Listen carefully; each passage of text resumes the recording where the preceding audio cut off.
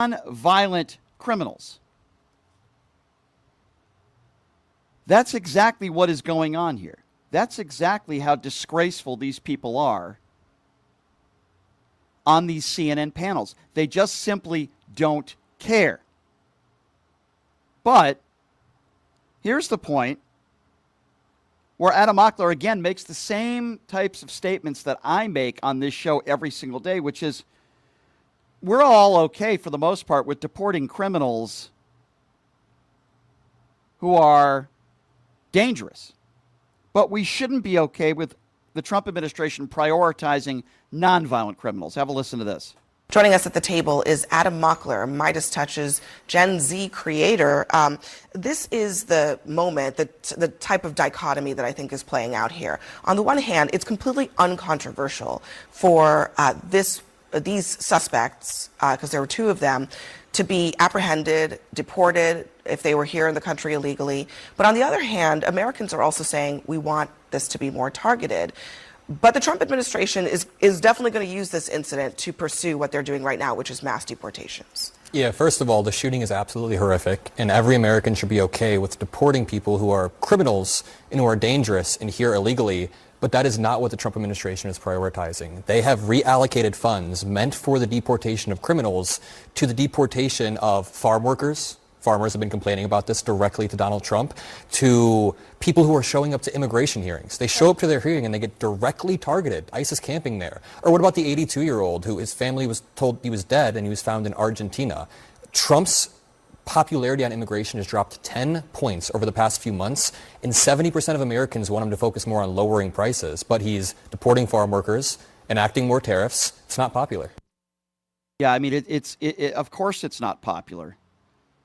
Of course it's not popular. But the problem that we are facing here, the big problem that we are facing here, it's very simple, ladies and gentlemen.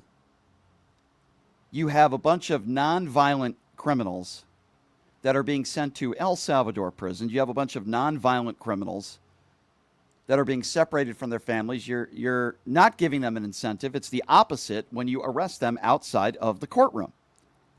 It's pretty evident to me what is going on here. And here's the point where Kevin O'Leary finally gives in a little bit, but he's only talking about farmers. But Kevin O'Leary finally gives in a little bit to what Adam Mockler and any reasonable person would say. But he's deporting farm workers, enacting more tariffs. It's not popular. Kevin, is there more targeting that could happen here that is actually responsive to what Americans say that they want? I agree with this narrative between those that have committed crimes, documented crimes multiple times, versus a farm worker who's been here for 20 years illegally, but maintained his ability to work and provide productivity to the economy. This is a very delicate situation. And I think it's threading the needle for Trump because he said the same thing. Look, if you've worked on a farm and you've been, haven't been charged with anything and you're providing productivity to the economy, maybe we should work something out there. And this is where I think the challenge is. You talked about his polls dropping on this. I kind of agree with this. If you're a criminal and you've been charged, you're out of here. I think everybody agrees with that. But if you've actually come into the country and been here a long time, had children here that are American citizens, and you provided productivity to the economy, and you're supporting farming, which is one of the categories or sectors where there's a lot of these people, I kind of get it. And just to be clear, I mean, I think that it's farm workers, but people who work in restaurants, yes, household, domestic employees, they're also they're inputting productivity into this economy, and yeah, they're actually maybe a larger chunk of the undocumented. American compassion here. That's what's going on, right? Yeah. Well, and I think we all agree with that. So it's amazing to me that Kevin O'Leary says, I kind of get it. So even O'Leary's not willing to admit that what Trump is doing is wrong. Even what Kevin O'Leary is saying is not full out blown, okay, yeah, you're right. We shouldn't be deporting people that have been in this country that haven't committed any serious crimes, that are hard workers.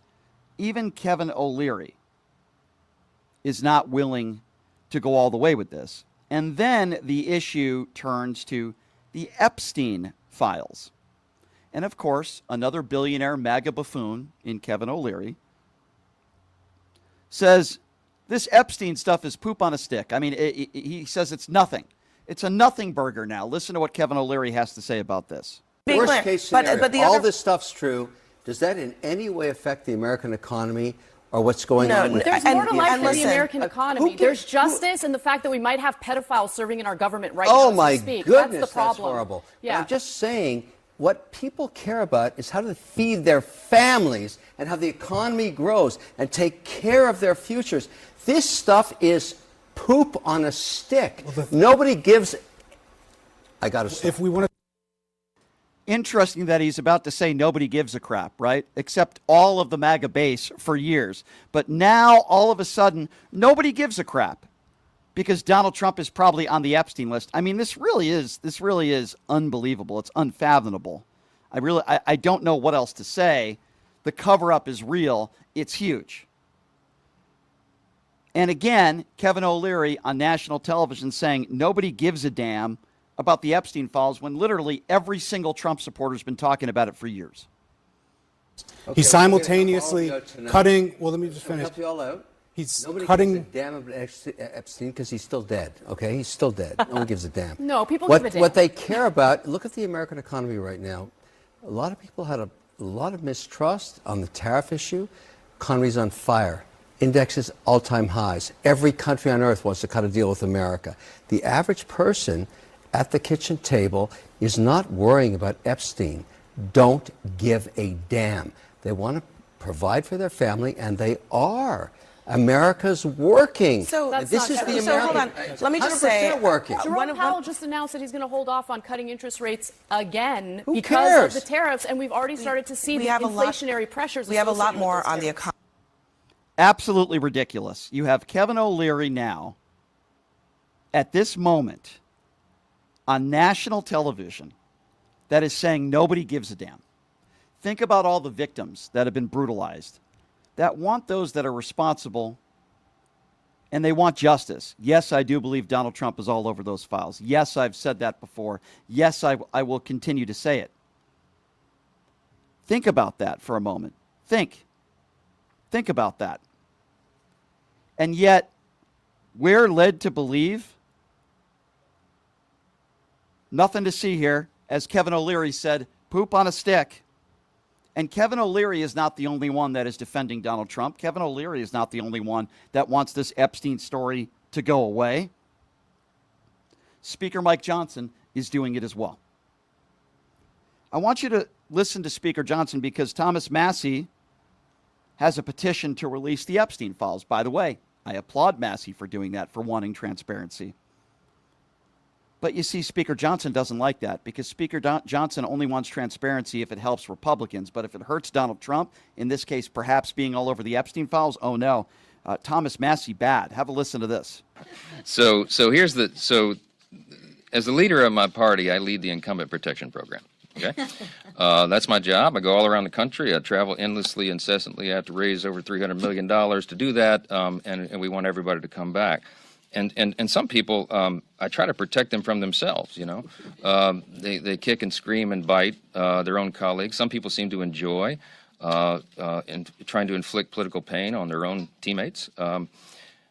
I'm not going to address anybody individually, but I'll tell you that some here are much more frustrated than others. There's a small, tiny handful, but one in particular who's given me lots of consternation. I don't understand. I don't understand Thomas Massie's motivation. I really don't. I don't know how his mind works. I don't know what he's thinking.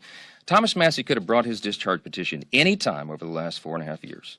Over the last 4 years of the Biden administration, he could have done that at any time. And now he's clamoring as if there's some sort of timeline on it. It's interesting to me that he chose the election of President Trump to bring this, to team up with the Democrats and bring this discharge petition. So do I have some concern about that? I do.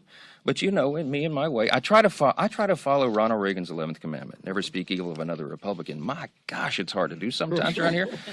I also try to follow the scripture. You know, it says, bless those who persecute you. So let me just say about Thomas Massie, could you just accept my Southern bless his heart. Okay, I don't know what else to say about it. We're for maximum transparency. We're engaging in that right now, and we don't need political games. So according to Mike Johnson, Thomas Massie is teaming up with the Democrats. If Thomas Massie a year ago had this petition out there, every Republican would sign off on it. Every Republican would be for it. But because Donald Trump doesn't want to talk about the Epstein files all of a sudden, because I believe he's all over the Epstein files, now all of a sudden Mike Johnson and Pam Bondi and all these MAGA Republicans are going after Thomas Massie. Massie's not teaming up with Democrats. Massie wants transparency, just like most in this country want, including a lot of MAGA supporters. They want transparency. They want the files to be released. Not less than 1% of the files, which is what they're gloating about right now. They want all the files to be released. Doesn't mean that you expose who the victims are and give out any of that personal information, but we want to know who is responsible, who teamed up with this atrocious, despicable Jeffrey Epstein. And yes, I believe Donald Trump was one of those people. But according to Mike Johnson, Thomas Massie wanting transparency means that he doesn't want to work with he's working with the Democrats. He's teaming up with the Democrats. If Donald Trump had nothing to hide, why won't he release all the files? Period. I think we all know the answer to that one. And then there's Caroline the liar Levitt, who is claiming that the Trump administration is showing nothing but transparency when it comes to these Epstein files. Meanwhile, Donald Trump is talking about putting sugarcane in Coca-Cola and releasing the MLK files. By the way, we'll talk about that. The family didn't want this to happen. He's trying to do everything he can do so that people will stop talking about the Epstein files. Well, guess what? It's not going to work. But according to Caroline Levitt, they're showing nothing but transparency. So at 6 months, the president is also experiencing some pushback from members of his own MAGA base, especially on the matter of the Jeffrey Epstein files. Is the president satisfied that his own supporters are not heeding his call to let it go and to move on? I know the president would reject that, Kelly. The president is the creator and the leader of the Make America Great Again movement. It's his baby that he made, and he knows what his supporters want. It's transparency, and he has given them that on all accounts when it comes to everything this administration has done, especially when it just comes to the president himself. Yeah, Transparency right. on all accounts, she says. Transparency on all accounts. Transparency on all accounts. Explain to me how this is transparency. Please explain to me how the Trump administration has been transparent on any issue, especially the Epstein files. Pam Bondi, it's on her desk. Let's put all these right-wing idiots out there with these binders, make them look like fools. I guess phase 2 never existed. The list doesn't exist. Jeffrey Epstein definitely committed suicide, even though there's 3 minutes of this videotape that somehow is just missing. Donald Trump is seen hanging out with parties with Jeffrey Epstein, pictures all over the place. Epstein saying at one time he was his best friend. Donald Trump judging beauty pageants with a bunch of 14 and 15-year-old girls. Donald Trump talking about how his daughter is voluptuous and they have sex in common. I mean, it's just, but yeah, he can't be in these Epstein files, right? I'm sure there's no chance. Well, I want to give you guys a flashback. Donald Trump asked about what he has in common with his daughter. Now, you tell me, is this a normal response for a father to say when asked, what do you have in common with your daughter? We want to know a little bit more about you guys, so we play this game here. It's called Fave 5. I'll ask the question. Ivanka, you answer first, and then Dad, you answer also. This is tough. Okay, Ivanka, what's the favorite thing you have in common with your father? Either real estate or golf. Donald, with your daughter? Well, I was going to say sex, but I can't relate that. Is that a normal thing to say for a father? I have sex in common with my daughter. I mean, it makes me sick.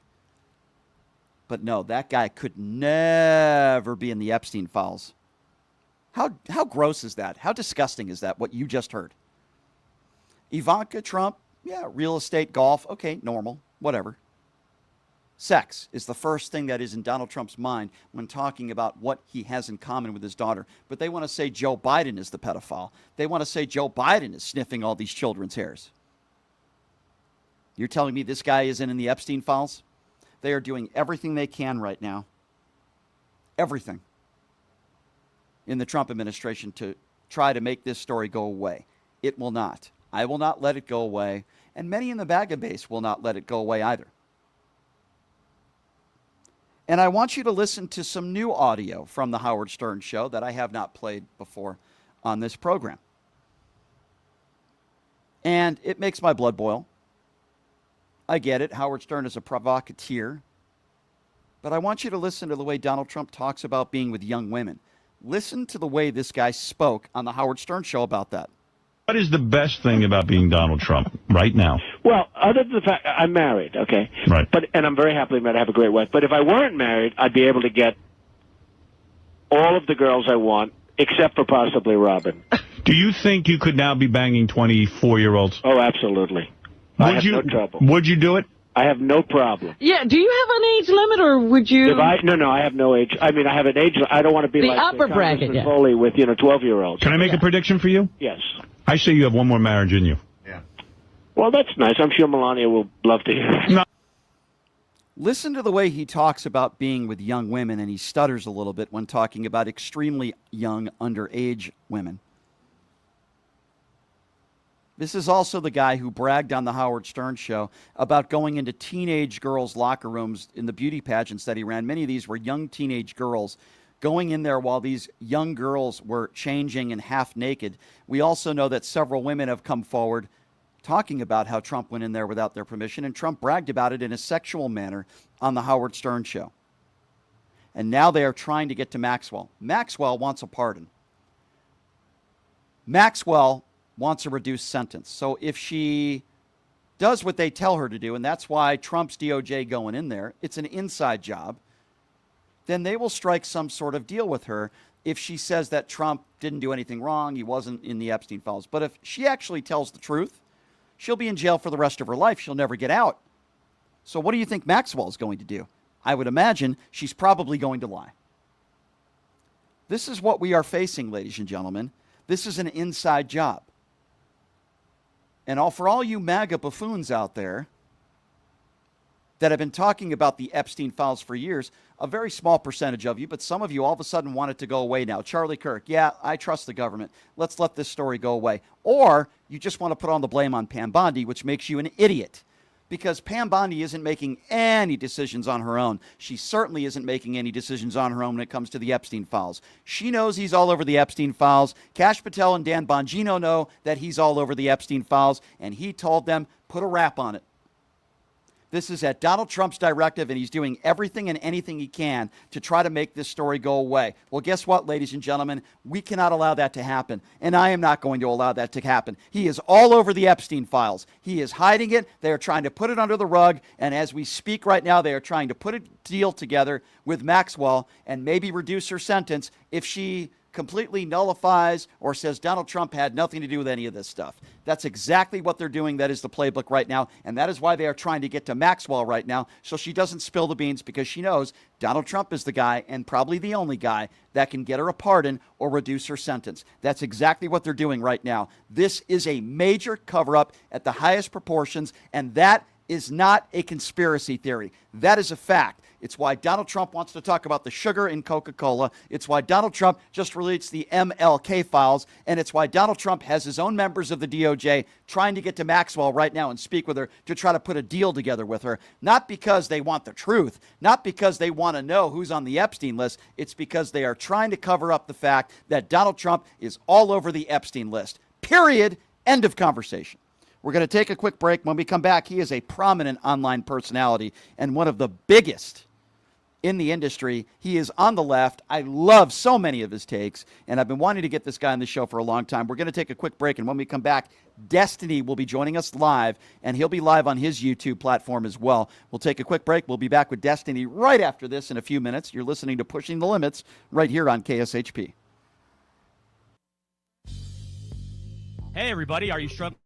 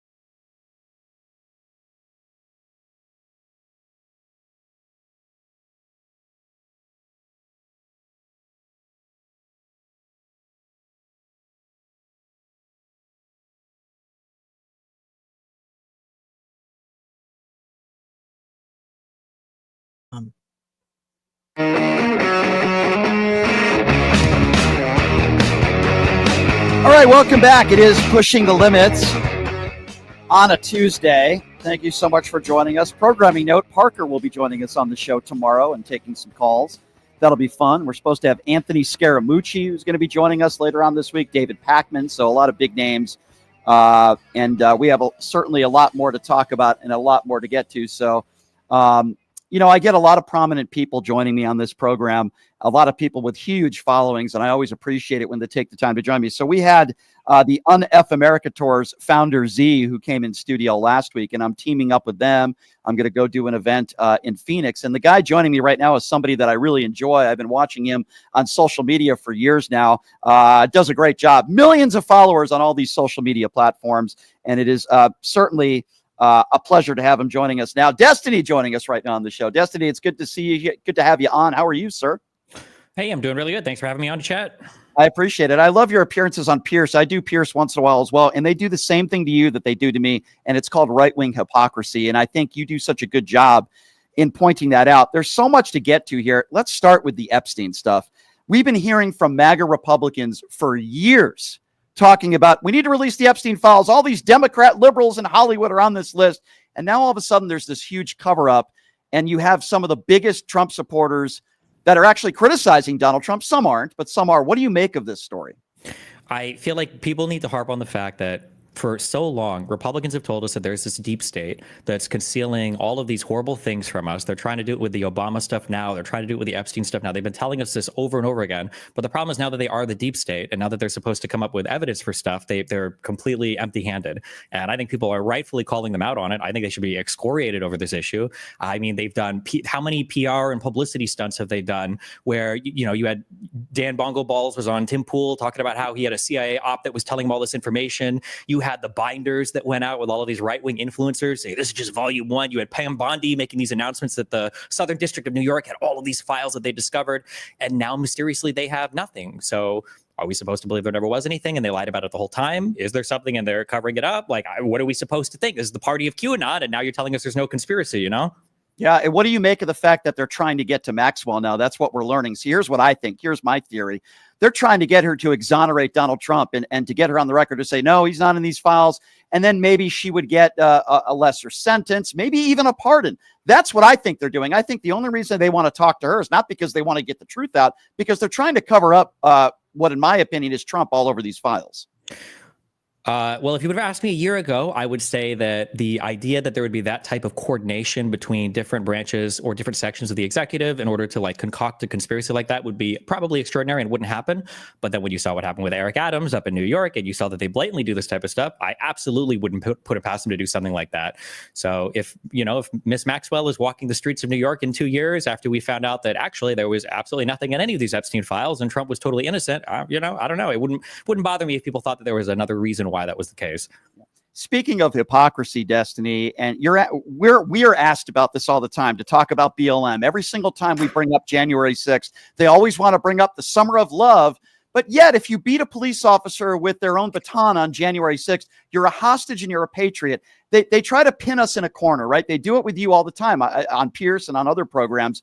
What do you make of this hypocrisy and the fact that some of these MAGA Republicans will never call out January 6th for what it was, a bunch of white supremacist thugs who are screaming, hang Mike Pence? You saw what happened on that day. What do you make of this hypocrisy when they talk about law and order?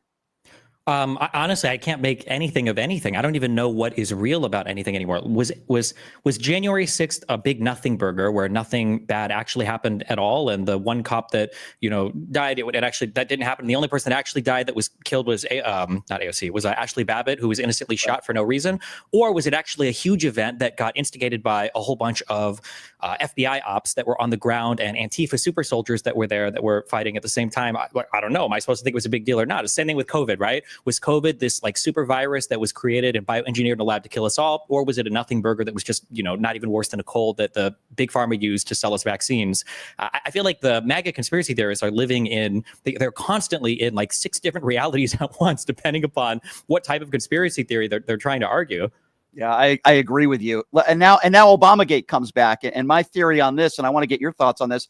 Tulsi Gabbard was not in Donald Trump's good graces. Several months ago when she testified under oath, she said the nuclear capabilities of Iran, we don't feel like right now it's at the point where we need to do anything about it. I'm kind of paraphrasing what she said, but she didn't feel like they were furthering their nuclear capabilities. Then all of a sudden, Tulsi Gabbard is talking about how, we shouldn't be involved in another war.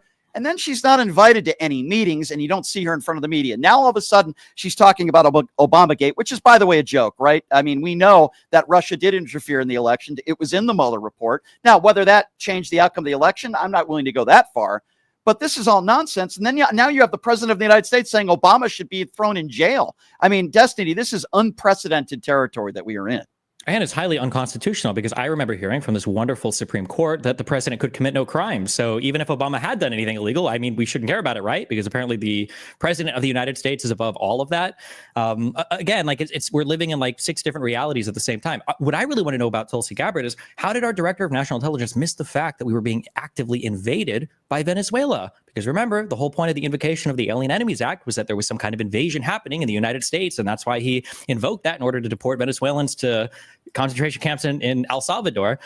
So, yeah, I mean, like Tulsi Gabbard, I just retweeted this recently, was on Joe Rogan a few years ago talking about how Russia interfered in our election. And everybody knows that they did. But they're trying to straddle this weird line of saying, well, we know that they didn't switch votes on machines, which we do know that they didn't do that because everybody told us that even in 2016 or 2017, there were clips on C-SPAN of people in front of Congress saying, yeah, they didn't flip votes. But now they're trying to act like that's some huge revelation or concession that the Obama administration was trying to hide from us. And again, it's like, if they were going to lie about this and do the whole Russiagate and all of that, why are they trying to do this after Donald Trump's already won the election? Shouldn't they have been pushing this prior to the election in order to try to sabotage it?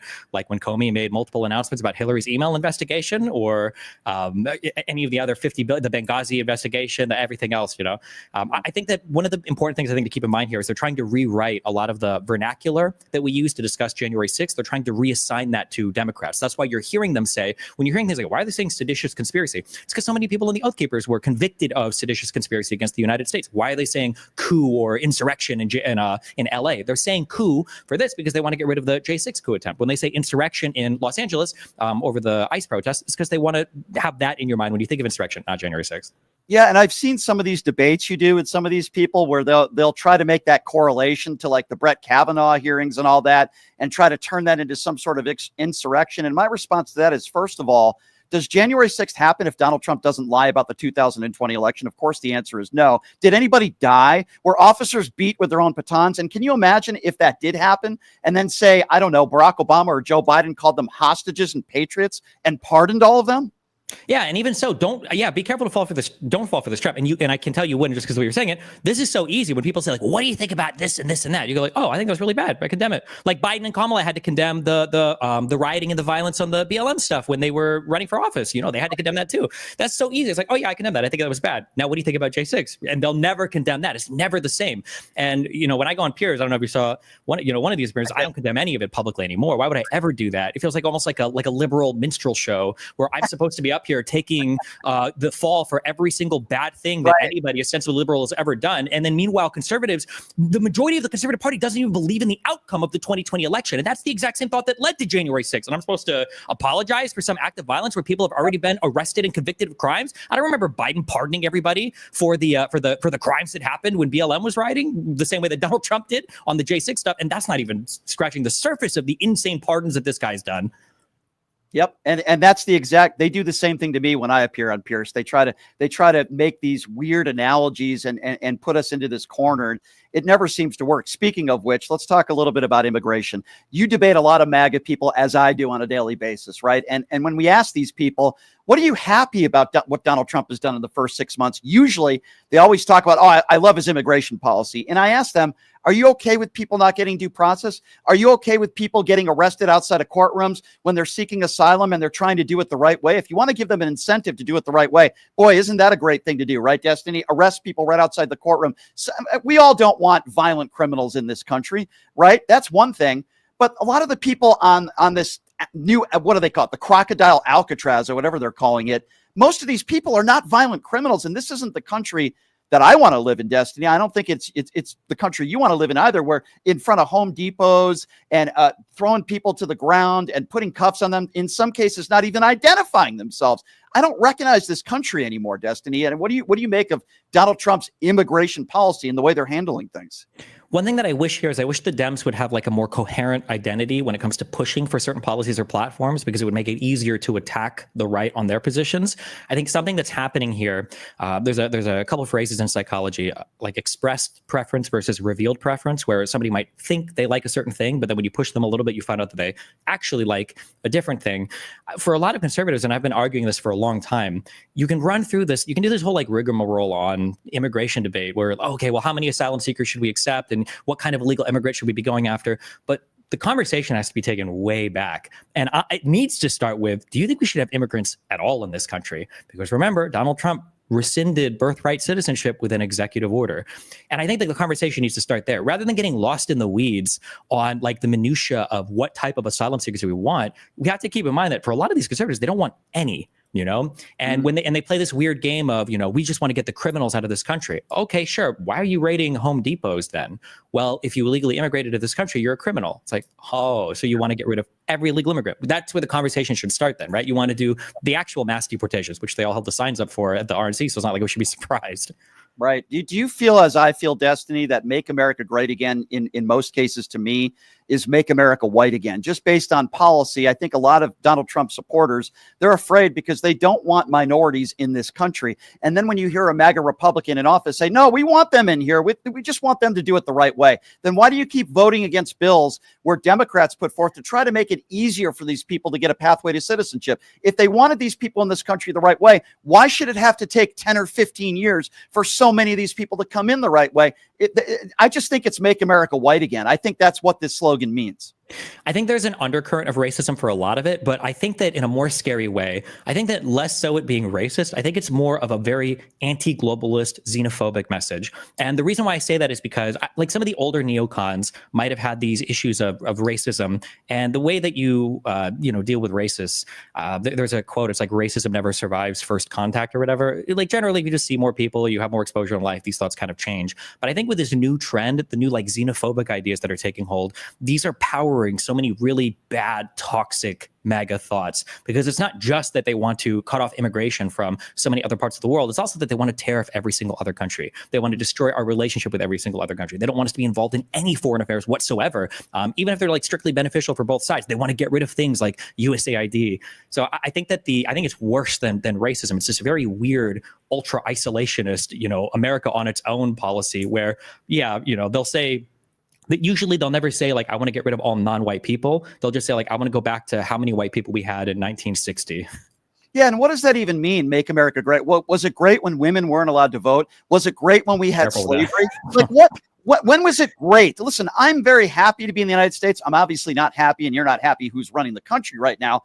But it's like when they say Make America Great Again, like I always ask them, when was it great? When black people had to sit in the back of the bus, when they couldn't use the same fountains that white people, like, I don't even know what that means, Destiny. I don't know what it means. Yeah, there's kind of this weird idealization of the past, and you kind of have to push people on that. There are people that I talk to who sometimes they'll present things as problems that I feel like in a different administration they present as opportunities. I was talking to one guy who he quit his job and he moved with his wife to a home that was twice as expensive. And he was talking about it was kind of a struggle because of the Biden inflation to survive, because they were in a more expensive house with a kid now with only one person working. And I'm just thinking, like, if Trump was president when you were talking about this, would you be saying instead that like Trump's economy is so great, I was able to quit my job, move to a house that's twice as expensive, and take care of our child at home? Like, I feel like the framing would be different. And then you've seen it on Piers Morgan. I hear so many times people will hearken back to 2020 as like the worst year ever for America, and they seem to forget who the president was.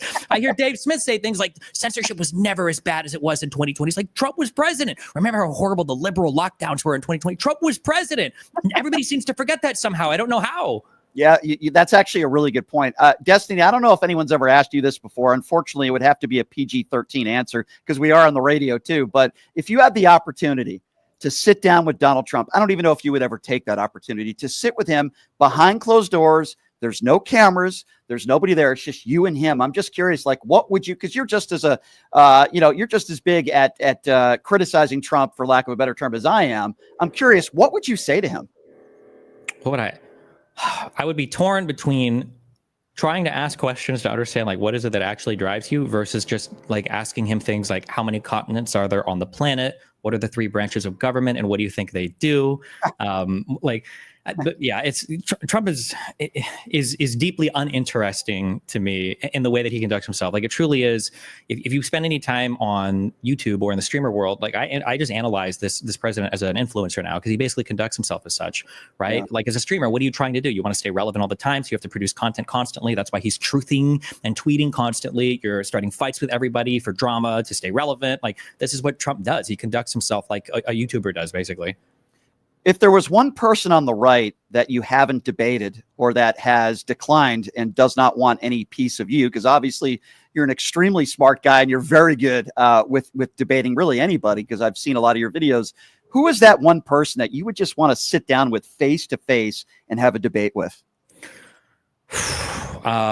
Joe Rogan would be fun to tear into, but I would also say, probably more so than that, Charlie Kirk, I think, would be fun to tear into. Any of these guys who make a living debating like unprepared college kids, I would love to sit down with one of these guys and see how does it actually feel to have a conversation with somebody who's more prepared for the conversation than just random kids that you're ambushing on a college campus. Yeah, Ben Shapiro is another perfect example, right? Rarely does he ever do long form debates with people anymore, but a bunch of 18 and 19 are liberals. I want to ask you about this Un-F America tour. I interviewed Z last week. She's great. And now I'm going to be a part of that organization as well. So hopefully we'll be able to meet in Phoenix in December.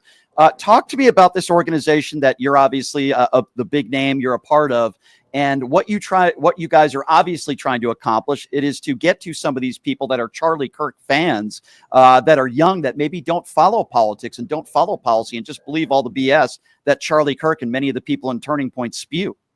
Yeah, I think a weird issue that's happened on college campuses is they've been kind of, these spaces have been largely cultivated by very far left people, and then now by MAGA people. And I constantly, try to stress this to my audience, which is fair to some extent. Like, people talk about how radical college kids are, and I constantly say they should be radical. You're a college kid, okay? I was a Ron Paul supporter when I was in college, or I read Ayn Rand, and I was a hardcore libertarian, and everybody in college is crazy politically. You should be. You're a child. But the right has obviously seen a huge opportunity here in cultivating an audience. If you look at Charlie Kirk and Turning Point USA, and the far left has seen like a huge opportunity here to cultivate an audience. So I think it's cool that you have an organization that's representing kind of like a more moderate left position, that's also trying to take after this and to force some type of argument or confrontation here, to show that for some reason conservatives like to pretend like they've got a monopoly on debate or confrontation, when in reality they're just as insulated as the left is. Their confrontations are incredibly controlled, and they're in very sterilized environments where, Charlie Kirk has the microphone and it's a kid coming up in the audience, but they shouldn't be allowed to get away with presenting themselves as these people that are open to confrontation and, critical thought, if they're not willing to tolerate people showing up and, kind of debating them on it, which is, I think, largely what the Un-F America tour is trying to do. Yeah, absolutely. And I'm glad now that I am going to be a part of it. It's going to be a lot of fun. A couple more quick questions for you, then we'll let you go. And we appreciate your time, Destiny.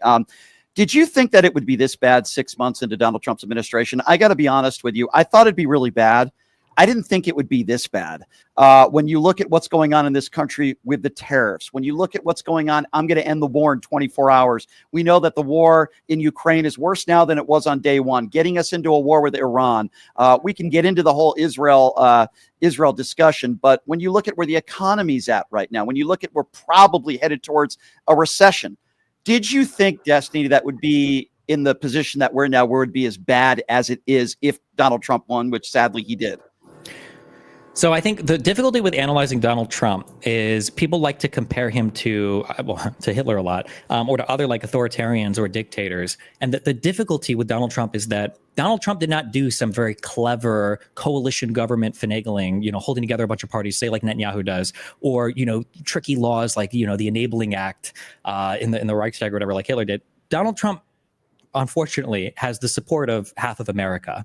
And when I look at what Donald Trump has done in 6 months, the surprising part isn't so much that he's done as much as he's done, because we knew that in his first term, Donald Trump did not know how the government worked. He truly didn't. He had no clue. He thought he could just like issue a decree and all of his little minions would follow it. And this time around, he knew that he needed sycophants. You can see that with Vance early on when he picked Vance, and Vance was saying things like, yeah, on January 6th, I would have voted, or on the 20th, I would have voted, or no, on the 6th, I would have voted to overturn the election like he wanted Pence to do. So it's the fact that it's not so much the fact that Trump has done an insane amount of stuff in 6 months, which I agree. Even I didn't think it would be this much. It's that he still kind of has support while doing it, because I think Trump will only go where the popular support is or where he feels it is. And it's just been so crazy to me watching Republicans tolerate almost anything this guy does. And every single time you think they're going to break apart, they come back stronger than they did before. Whether it's the Epstein stuff, whether it's the Iran stuff, whether it was all the failures in, with the Hamas ceasefires and the and the Ukraine-Russia ceasefires, or the crazy wacky tariff taco stuff, like the signal chat leaks, everything, they're still sticking by him. So it's like, I don't know, is there anything this guy can do that will shake Republican support? No. I have said this on and off the air, Destiny. If Donald Trump molested a child on video, I still believe that there's a large portion of his supporters that would still support him. And I'm not kidding. I really feel that way. I mean, what more evidence do they need of what a scumbag this guy is, and how he's so disingenuous and a liar? But before we go, I want to ask you a few questions about the left, because you're one of those people that you're not afraid to criticize the left, and neither am I. And I appreciate that about you. Two-part question. Number one, what is your biggest criticism right now in 2025, as we speak right now, about Democrats? And number two, who would be, I know we got a while before 2028 and the elections there, but who are some names that you think should be running for president in 2028? So criticisms, and then who are some of the rising stars for you that you would support? I don't think we need to be quite as sycophantic as the Republicans, but the Republican media apparatus is unstoppable. And it is a very intentional construct, and we need to have a better understanding of how it works. People are trying to analyze this by proxy things, and they don't realize what they're doing. They say things like, oh, the Republicans are good at flooding the zone, or they're good at propaganda, or whatever. The thing is, the Republicans are good at what they do because every single person on that team is repeating the same message. If I look at what Charlie Kirk is saying, I know that's what Donald Trump is going to be saying. I know that's what Mike Johnson is going to be saying. I know that's what Hegseth and every single cabinet member is going to be saying. Like, they're all on message. The alternative media, the Russian bots, everything is going to be on message. For the Democratic Party, it feels like we are so eager to trip over ourselves, criticizing ourselves, and it's like, for what purpose? Like, I think there's a time and a place for criticism. I don't know. Do you have any kids or whatever? I do, not that I know of. Not that you know. So if you're like the CEO, if your parents or whatever, if you're a politician to some extent, like, it's good to have critical conversations behind closed doors. But when you're out publicly, you present a unified front, and you stand by, your party, you stand by your fellow members, you stand by, mom and dad, depending on the parents. You like this. This is important to represent a unified front, because it gives the people that follow you the feeling that there is a plan and that something is going on, and that there's somebody there to kind of like stand for you and fight for you. So I think that the Democrats need to do a better job at figuring out, like, what is our message, and then what are we going to be on? And we have to find a way on the left to include people that disagree with us, right? Like, on the right, I've said this, like, a Republican can walk into a room and see 10 people, and he's like, I bet I can find one thing to get every person in this room to vote for Trump on. I know I can do that. And a person on the left will walk into a room with like 10 Democrats and be like, I bet I can find one thing to make every single one of these guys not vote for Kamala or Biden. And it's like, we have to stop. Like, solidarity isn't supposed to mean uniformity of belief. It's supposed to mean that even when we have different beliefs, there are some things that we stand together on. And I hope the Democratic Party can figure that out more. As for 2028 candidates, at this point, honest to God, like, I would support Mamdani just to see Republicans lose their minds, because I think it would be really funny to have somebody that would just absolutely trigger the hell out of all these people. If not him, then somebody that could be like a RoboCop, who would spend the first 2 years of their administration jailing every single one of these unbelievably corrupt Republican lawmakers and everybody that was involved in any of the crazy stuff going on at the DOJ. And more seriously, I actually really like AOC now, even though she's probably to the left of me on some things. I like that Pete Buttigieg is like willing to go on a lot of adversarial platforms and stand on business, but I love Gavin Newsom recently. I felt like he was kind of like weaker like a year or two ago, and I've loved him for the past few months. If I were to move to New York City or LA right now, I think I would go to LA just because of how awesome I feel like Newsom has been. I super appreciate his contribution to the landscape. So I agree with you. I don't like some of the podcasts he did with Steve Bannon and Charlie Kirk, because I thought he was too easy on them. But I agree with you, especially the last couple months. I like what he's doing. I love Pete Buttigieg. I'm with you. I think he'd be a great president. I don't think this country enough people would vote for him because he's gay. And I hate to say that, but and I feel the same way about AOC. I think she'd be a good president Is she also. gay too? I'm sorry. Well, I don't think she's gay, but she's definitely a woman, right? And listen, some people are not willing to admit this. This is just my opinion. I think one of the reasons why Kamala lost, one of the reasons why Hillary lost, not the only reason, maybe even not the main reason, is because they're women. Do you disagree with that? I think it probably plays in a little bit, but I don't know how big of a deal it is. I think it probably depends more based on how big of a deal you make it. But I think there are other things that are more important now. I don't want to say we're like in a post-racial or post gender society or whatever. I don't know what you're saying. But like, for instance, like Hillary had like 3 million more votes than Donald Trump. And this is a woman with a lot of skeletons in her closet, you know? And AOC is a really popular politician right now. Marjorie Taylor Greene is an incredibly popular. I think she raises more money on the right than I think anybody else. So I think there's room for it. Like, we have to be careful not to shoot ourselves in the foot saying like we have to have like a white middle-aged guy that has to be our mascot. If there truly is a really popular, woman otherwise. But yeah, I don't know. We'll see, I guess, in a few years' time where we're at on all that. Fair enough. Last question. I look at where your career is now, and you're one of the most popular left-leaning podcasters on the planet. Did you ever think that you would get, like, if somebody told you 20 years ago, Destiny, that you would be where you are now and one of the most recognizable, people on the left with one of the most popular podcasters and so on and so forth, would you have believed it? And do you ever have to take a step or two back and say, wow, this is pretty cool with the platform that you have and the following that you have? Yeah, I mean, there was kind of a joke they told us in school that you're going to be learning today, or you're training today for jobs that don't even exist. And 20 years ago, YouTube didn't really exist at all, or if it did, it was in a very, very, very small form. We were going on, oh God, what was it called? Daily Motion? I don't even remember. Like E-Bombs World, like stuff like this to watch videos. MySpace days, yeah. yeah. And even prior to that, or torrenting, whole shows, Red vs. Blue and Pure Ownage and stuff. No, I mean, like, it's been a blessing. It's been really cool. Obviously, the opportunity to meet and see so many people and to fight with so many people and to get into trouble I never thought I could get into and have opportunities I never thought I could have. So yeah, it's been a wild ride the whole time. Well, Destiny, I love what you do. I appreciate you taking the time to join us. The Un-F America Tour, I'm so glad to be a part of it now with you and so many other great people. Love to have you on the show again down the road, my friend. Love what you do. And we got to get on the same panel one of these days on Pierce, because I know you and I would destroy it. I got to figure that out one of these days. We got to get on that panel together. But I really appreciate what you do, my friend. Keep up the great work, and love to have you on again soon. And I appreciate it. Thank you so much. Thanks for having me. I look forward to seeing you in Phoenix. All right. That'll be great. Thank you so much. And it's been a pleasure having him. Destiny, everybody. One of the biggest platforms on the left. There's absolutely no question about it. But there's a reason for that. He's extremely intelligent. He's very articulate. But the characteristic that I like the most is he's not afraid to just get in the face of these MAGAs and call them out for what they are. I love that about him. And I think he's great. I really do. And I can't wait to meet him in Phoenix. He's part of the Un-F America Tour. I am now officially part of that as well. And they're going to be having an event in Phoenix. So really smart guy, really great at what he does, and really appreciate him. Programming note for you. What a few weeks this has been. You want to talk about some of the biggest names in left-leaning media. Obviously, Destiny is right there. We had Ron Filipkowski from Midas Touch on yesterday. I mean, who's better than him?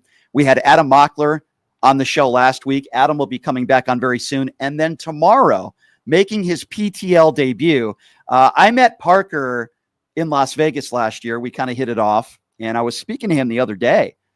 And I said, Parker, why don't you come on the show, man? I haven't really ever asked you to come on. So we had a nice conversation. And Parker is just a brilliant young man. I mean, just brilliant. I love what he does as well, just like I love what Destiny does. So Parker is going to join us on the show tomorrow. So not only is he going to be joining us for an interview like I just did with Destiny, but he's also going to take phone calls because, Parker's so used to debating MAGA. So it'll be nice maybe to hear from some of his fans tomorrow. So the first half of the hour tomorrow to start the show will be Parker, and I'll obviously be interviewing him. And then I'm going to open up the phone lines and I usually don't do that with my guests, but Parker wanted to do that. And I thought that's a great idea.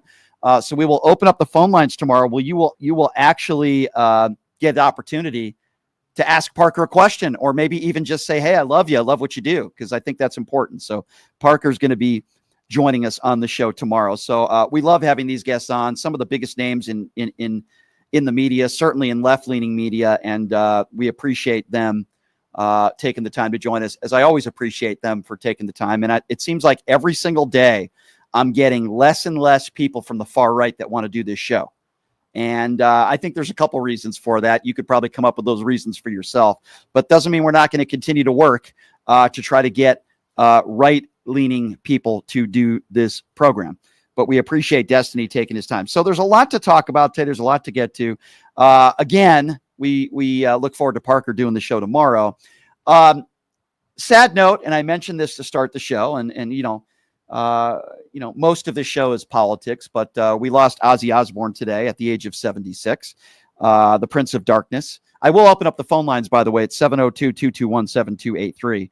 702-221-7283 is the number to call. There's a lot of topics that we're talking about today. We just had Destiny on the program.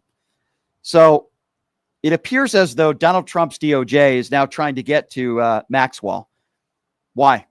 Because they want the truth? No, I think this is a big cover-up, and they want Maxwell to exonerate Donald Trump, and they want to make sure she doesn't spill the beans on Donald Trump, and maybe they will give her a lesser sentence, maybe even a pardon. So I think that's why they're trying to get to Maxwell, not because they want the truth.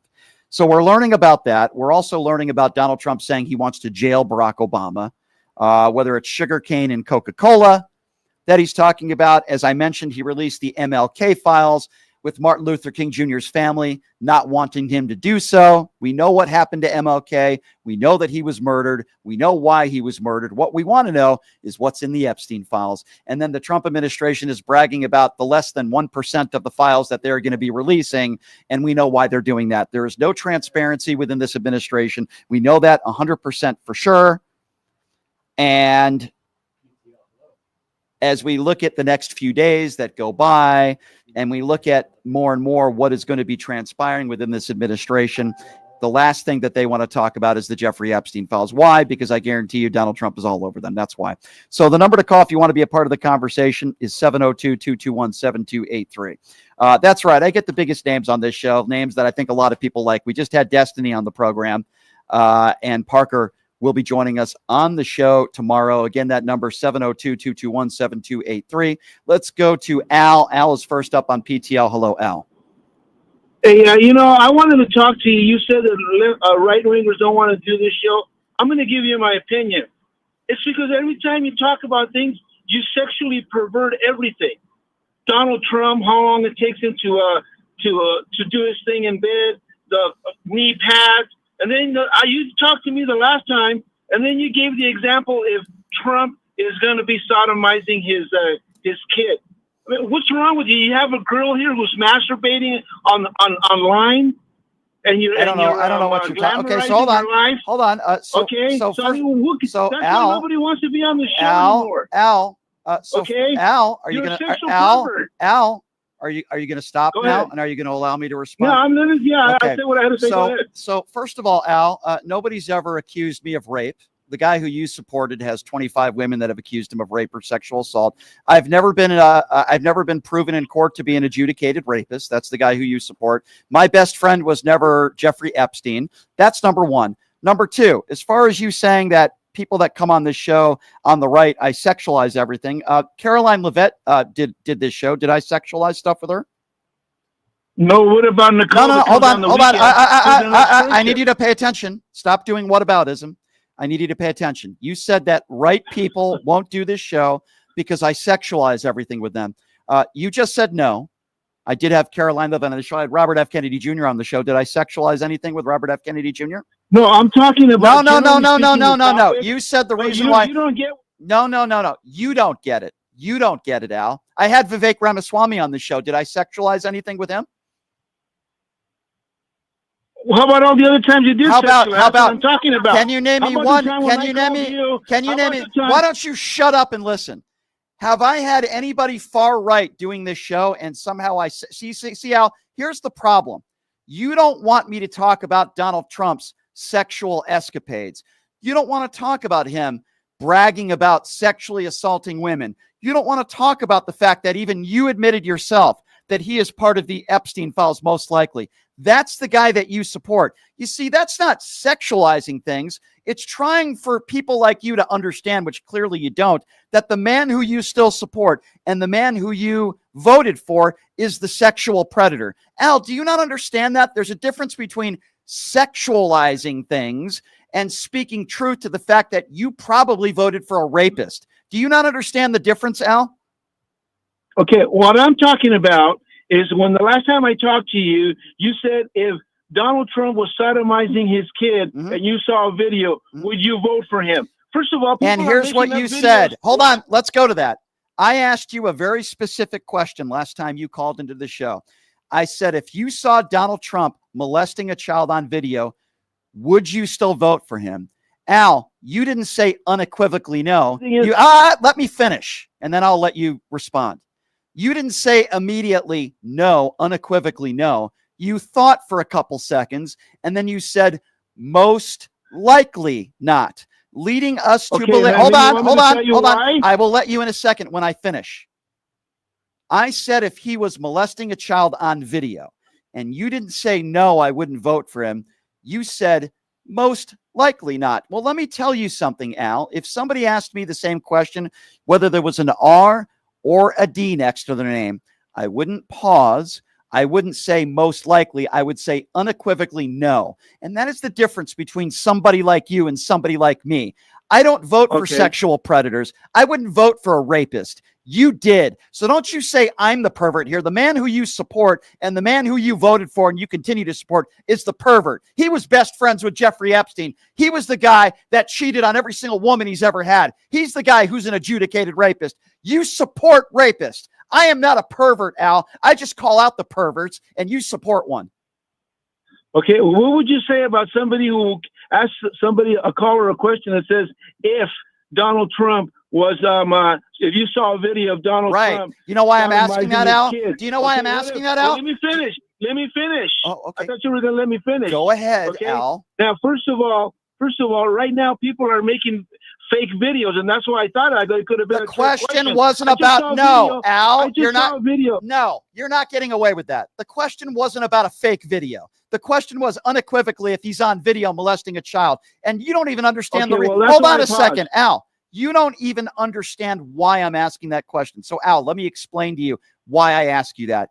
People always say, Brian, why do you call it a cult? And if you're not talking about the Trump Bibles, if you're not talking about the gold shoes, if you're not talking about the extended loyalty to Donald Trump, and now all of a sudden MAGA people like you don't want to talk about the Jeffrey Epstein files. This is why I call it a cult. Donald Trump said it himself. He said I could shoot somebody on Fifth Avenue and I would still have supporters. Al, I think you're one of those supporters. That's why I asked that question. Where is the bar for you? What is it that Donald Trump has to do for you finally to say, you know what? I think I made a mistake voting for this guy. Is it not giving people due process? Is the American consumer struggling? You live in Las Vegas. Do you realize all the businesses that have shut down under Donald Trump's economy? What does he have to do for you to finally admit, maybe I shouldn't have voted for this guy? Why do you think he's hiding the Epstein files? Why do you think they're trying to get to Maxwell? Why do you think Pam Bondi didn't release phase 2 of the Epstein files?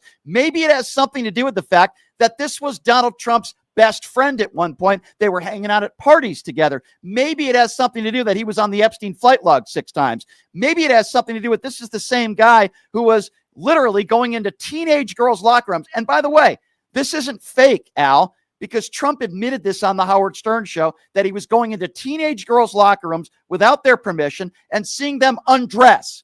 Why is that not enough for you to unequivocally say, I shouldn't support this man? Why? Because you like his immigration policy? How could you vote for a guy like that? Well, those things are wrong. And the thing is, there's no evidence to show that he committed a crime. Okay, now. There's no evidence. I totally, listen, let me finish. I agree. I think that his name is on those Epstein files, but it doesn't show that he committed a crime. Your name can be on it. My name can be on it. Just because your name's on the list. You've called a conservative. You've called into conservative talk shows calling Joe Biden a criminal in the crime family. Where has it been proven that Joe Biden has ever committed a crime? If you care so much about evidence, and what about all the buffoons in your party who still say Donald Trump won the 2020 election? Don't you dare preach to me about evidence. You guys are the clowns. Well, we feel that there is enough. All right, you don't want to hear anything. No, I do. I do. No, I want to hear. I want to hear. Who won the 2020 election, Al? I want to hear you. Who won the 2020 election free and I fair? already told you who won. Biden won the 2020 Then why is it, election. okay, Al, I appreciate that. Then why is it that 6 out of 10 Republicans, when polled, say that Donald Trump won the 2020 election? Doesn't that mean that 60% of the people in your party are idiots? Well, maybe they're misinformed. I don't know who all those 60%. Okay, but there's a lot of other statistics that you can tell me quote where people are supporting Trump. So I'm sorry to tell you that. You know. Yeah. Well, okay, I'm not asking. I'm not asking you. The topic here, the topic of this call is that I think you're a smart guy. Oh, I geez, think I listen to your show. There's a lot of conservative radio shows on right now. I listen to your show. I think you got intelligent audiences. But I don't think you have to sexually pervert it. I think you're overly sexually perverting. So calling out somebody. That's just my opinion. So that's just my all right. opinion. So let me ask you that. Let me ask you then. The guy who literally has cheated on every woman he's ever been with, who paid Stormy Daniels $130,000 to have unprotected sex with, the guy who is found liable for sexual abuse, who's had 25 women have accused him of sexual assault or rape, including his ex-wife in court documents. And you don't want me to talk about that because you think I'm the pervert, and yet you voted for that guy? Do you realize what a moron you sound like when you say that to me, Al? No. So give me an example. A lot of those things he wasn't convicted on. Anybody can create allegations. What about those kids? So anybody can over create, at the university. Right, anybody can make an allegation. Okay. That you sexually so anybody can make an allegation. A lot of people Gotcha. A lot of people can come up and say, you know what? Okay. Brian Shapiro sexually was groping me. Yeah, that never happened to me, Al. And a lot of times, hey, Al, let me tell you. And a lot of times those things aren't true. So allegations are allegations. So Al, is he a liable sexual abuser? Don't mean anything. That's irrelevant. Al, is he a liable sexual abuser, or is that just an allegation? Well, what evidence are you quoting? I mean, Al, yes or no? Where's your evidence? Al, is he a liable? Was he found liable in a courtroom for sexual abuse with a jury of his peers, or is that just made up nonsense and just an allegation? Yes or no? Well, you just because you're in the court. So now, so if it's sometimes so just the court is rigged. Gotcha, gotcha. So first, okay, so Al, so first it went from okay. So let's move the goalpost. So first, if it's an allegation, it might not be true, and now it's well, it was a kangaroo court, and just because you're found proven liable abuse in a courtroom, that doesn't mean it's true either. But you still say that. The guy. Yeah, okay. Let me tell you something. First of all, the guy, Trump. He's not the perfect guy I mean, that has nothing to do with being a perfect guy. He's had a sexual life, but you know what? He has a lot of sex in his life, and he's a public figure. He's a target. Okay, so we're not talking about somebody. There's a lot of stuff going on there. We are not talking about somebody who had a lot of sex in their life. There is a difference between somebody who has sex in their life and somebody who is a liable sexual abuser. Do you not seem to understand the difference? Yeah, but let me tell you, but he hasn't. But I don't think he's not going around sleeping with. There's no evidence he's doing the Lolita thing, sleeping with underage kids, sodomizing. There's no evidence. All right, let's talk about that. Let's talk about that. I think Trump has had a normal sex life. Okay, he's had a normal.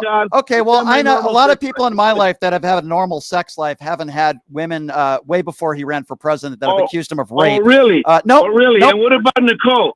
How about Nicole? Okay, she's over there selling her body ex-pasture. Okay, so let's talk about that. Let's talk about that. She's a life coach. Okay, let's talk about that. Would you have your? Are you going to be quiet? Are you going to be quiet? Are you going to be quiet now? Because now you're talking about one of my friends, and I'm going to respond to you. You are comparing. Okay, you are so stupid that you are comparing rape, and sexual abuse to a woman who isn't breaking any laws, who is an OnlyFans model, and that makes you an idiot. You're the guy who has a problem. No, I'm not done yet. I'm not done yet because I'm going to defend my friend because you're a moron. Okay, go ahead. You are comparing. You are well. Geez, thank you. Be quiet then. You are comparing the guy who you voted for, who was found liable for sexual abuse, who is an adjudicated rapist, and you're trying to make some sort of comparison or say, what about your friend Nicole, who has never been arrested or convicted of a crime in her life, who is an OnlyFans model? People like you are the ones that complain about porn, yet you are probably the same guy who masturbates and pleasures himself to his orange orangutan poster every single time before he goes to sleep. You could laugh, Al, but that makes you an idiot. Your whataboutism is so stupid. Well, anyways, you have a problem all I with can tell porn? you- Do you have a problem with OnlyFans models? Maybe it's because no woman wants to go anywhere near you, and you have a problem with attractive women that were powerful, just like Donald Trump. The fact that you are a minority in this country and you would still support Donald Trump, and yet you want to come on this show and saying, I'm the pervert, when you literally have still support and voted for an adjudicated rapist, makes you a moron. Repeat after me. Hi, I'm Al, and I'm a moron. No, let me Yeah, ask you, let me ask you a question. If you had a daughter, would Nicole be her life coach? Sure. Absolutely. I wouldn't have a problem with that at all. And I'll explain to you why. And I'll explain to you why. So why don't you shut up and listen? Why don't you? Goodbye. You're an idiot, Al. You're a complete idiot. You're an idiot. Anybody that has never committed a crime in their life, and Nicole has never committed a crime in her life, the fact that she's an OnlyFans model, you have more of a problem with that than supporting a guy who is an adjudicated rapist. And that makes you a complete moron, Al. You're a complete idiot. By the way, don't vote for this imbecile because he's running for office in Las Vegas, this complete moron cultist. 702-221-7283 is the number to call if you want to be a part of the conversation. And again, that number, 702-221-7283. I think the MAGA destroyer, Darlene, has something she wants to say to Al. Go ahead, Darlene. Al, you are a low-down asshole bastard. You understand? Let me tell you something. You are pissing the hell out of me, and I'll tell you why. Why does not anybody believe the women and the innocent victims that Donald Trump and Epstein screwed? You tell me that. Why doesn't anybody believe them? Oh, my God, Brian, I am so sorry, but I'm about ready to jump through this phone and just, oh, I can't say it. I won't say it. I'm calming down, Brian. Go ahead. I'm really upset right now. Oh, my God. I totally understand your frustration, Darlene, and I appreciate you. And I'm not going to let somebody like that call into the show and get away with it, especially when they're going to try to attack one of my friends and they want to defend an adjudicated rapist, but yet they have a problem with an OnlyFans model who's never committed a crime in her life, who's never hurt anybody in her life, who's a good mom, a good person. And because she's an OnlyFans model, he has more of a problem with an attractive woman who makes money than an adjudicated rapist who's treated women like crap their entire life. I appreciate you calling in, Darlene. Thank you so much. And it's good to hear from you, my dear. Okay. Okay.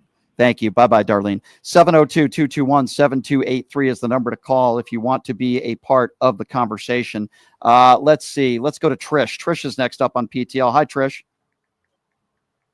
Good afternoon. First of all, you got to ask Al, since Trump is such a target, there is a lot of billionaires and millionaire men out there that are targets, but they've never had 25 women accuse them of, sexually abusing them. You got to ask him that. And also, you got to promise you can't use orangutan anymore. Remember, you promised that yesterday, because orangutans have 99% of our DNA. And they're probably a lot smarter than Trump. So we can't use orangutan anymore, right? Yeah, that's probably true. You're probably right about that. I got to take it easy on that. Yeah, you're right. Also, 4 weeks ago, Brian, I emailed you the name and number of a radio host that I would like for you to debate. His name is Brian Craig. Okay. Did you ever get that? I'm going to take a look at my emails, and I'm sure I probably did, and I will take a look at that, and we will do our best to get him on. I always love all the recommendations I get, you know what I mean, from everybody. So I appreciate that. Yes. And so I will go away. Yep. Okay, don't go away, because he's got Trump so far up his ass. He's got posters on the wall. He's got his MAGA 28 hat. Trump doesn't lie, doesn't cheat, doesn't do any wrong. He can't criticize him. So you'll have a lot of fun with this guy and probably pull out all the hair on your body debating in the sky. Well, at least there's not too much hair in my head. I grow hair in all the wrong places. No, I said the body, the body. I appreciate it. Thank you for calling, my dear. I appreciate you. 702-221-7283 as I'm getting text messages that I might be doing the Pierce Morgan show tomorrow. So I'm in between doing that and being live on the radio. 702-221-7283, the number to call. Let's go to Mark. Mark is next up on PTL. What's up, Mark? Hey, Brian. Good afternoon. How are you? Make a couple of comments, but my last comment's going to be on Maxwell. Okay. The people in the YouTube chat, like Danny, yeah, you're attacking Darlene. Yeah. You have a teeth in. Does that make you a tough guy, Danny? Attacking women? Is that because you're following Trump's playbook by attacking women? Punk. You're the one that cried about the Texas floods, but laughed about the California fires. You jacked off. Al, Herb, all you clowns, man. You support a pedophile. That makes you a pedophile lover. I agree. Now to get to exactly. Now to get to Maxwell, a lot of people are stating that she might get the pardon. I'm not sure about this because I have a feeling that the Trump crime family administration is looking to silence her, and someone gets to her or something like that on the outside, they could keep her quiet in prison. And I don't think it's going to fly really good if you give her a pardon and she says, well, Trump didn't do anything. That's not going to fly with MAGA. You agree, Brian? I agree with that. I think there is a small percentage of people that are going to be loyal to Donald Trump no matter what he does, right? Right. And I do believe that there's a large contingency in his base. And again, I can't believe it took them this long, Mark, that are finally maybe starting to realize that Donald Trump is probably part of the Epstein files. And maybe they're not willing to admit that publicly, but they're finally starting to realize that maybe they've been conned. Now, obviously, you have to be a certain type of stupid I agree. to finally smell the roses. But I do feel like there are a lot of people in Trump's base. Some have been public about it, some have not, that are finally starting to realize that this guy's a child predator. That's how I feel, Mark. I agree. And there's one other person happily retired from Merrill in the YouTube chat. Yeah. Hey, dude, you used to be Nima. Then you changed your name from Scott S. And I doxed you by finding out that you make $1,680 a month in Social Security. Oh, boy. And all you're doing is sitting behind the keyboard. Well, listen, I don't know. Listen, Mark, I don't want to get into certain people on the YouTube super chat. I understand your frustration. There's going to be clowns everywhere. So I just found out I'm giving you guys this in real time. It looks like I'm going to be debating Ben Ferguson. It appears I'm going to be debating Ben Ferguson on the Pierce Morgan show tomorrow. So that should be interesting. I do not like Ben Ferguson. So I've been wanting to debate him for a long time. So to do it on a national stage, that's going to be interesting tomorrow. At least that's what I'm learning right now. So that should be interesting. 702-221-7283 is the number to call if you want to be a part of the conversation. Let's go to Trevor. Trevor's next on PTL. What's up, Trevor? Hey, I'm a big fan of your show. I'm calling from Canada. Thank you. Yeah, I'm calling from Canada. I'm actually married to an immigrant myself. So when I hear about the deportations in the U.S. and stuff like that, it's really a sore spot for me. And I don't know what the breaking point is for most MAGA. I've had conversations on social network, and when they're defending Trump, they're really going crazy with politics attack. Like that, talking about our hypocrisy, talking about our leaders, and yet there's so much hypocrisy when it comes to Donald Trump. And when I brought up the Epstein files to them, they around and say, "Oh, we politics." It's such bullshit that happens with that, you know. And it's just with the whole MAGA movement. I don't know what the breaking point is going to be. What does he have to do to get people to say, "Hey, you know what? I made a mistake. I messed up. I shouldn't have voted for him." Instead, they get more defensive, and there's so much pride with that. Well, see, to me, that's one of the worst character traits of Trump supporters, and there's plenty of them. But a lot of these MAGA supporters, they're not willing to admit they're wrong. They're not willing to accept the fact that they're not always right. And how can you have a good faith conversation quite frankly, with anybody that can't admit that they're wrong. Listen, I admit I'm wrong every day to people, maybe not always on the radio, but in personal life. And, I always admit that, if I make a mistake. And unfortunately, my friend, many in the MAGA base do not. We appreciate our listeners in Canada. A very large contingency of my YouTube subscribers are from Canada, by the way. And I appreciate all of you very, very much. So thank you so much for calling. All right, we're going to go to Aaron. I believe Aaron is a MAGA supporter. We always welcome MAGA supporters to call into the show. Hello, Aaron. Is that a question or a statement? I'm sorry, what? Come again? Is that a question or a statement? Is that a crust in your statement? I don't even know what you're saying, sir. Would you like to have a serious conversation, or are you just going to say something stupid? Because if you did vote for Donald Trump, all right, let's start there. Aaron, let's see if we could have an adult conversation. Is that fair? You think we can do that? Yeah. Okay, good. I appreciate that. And I appreciate you calling in, Aaron. Let's try to start over. So who did you vote for? Are you a Trump supporter? Is that fair to say? Do I have that correct? Yes. Okay, fine. So tell me what you like about what Donald Trump has done here in the first 6 months. What do you like? He closed the border. He built the he built the prison, and he's taken America back. He broke the prison? He built the prison. He built which prison are you referring to that he built? Alligator Alcatraz. Gotcha. So you're okay with nonviolent criminals being in Alligator Alcatraz? You're okay with that? Absolutely. Great. Okay, so if you're a nonviolent criminal, you're totally okay with somebody being in like solitary confinement and sent to an El Salvador prison, and somebody who's never committed a violent crime in their life. You're totally okay with somebody like that being sent to a prison like that, being treated inhumanely, someone who's never committed a violent crime.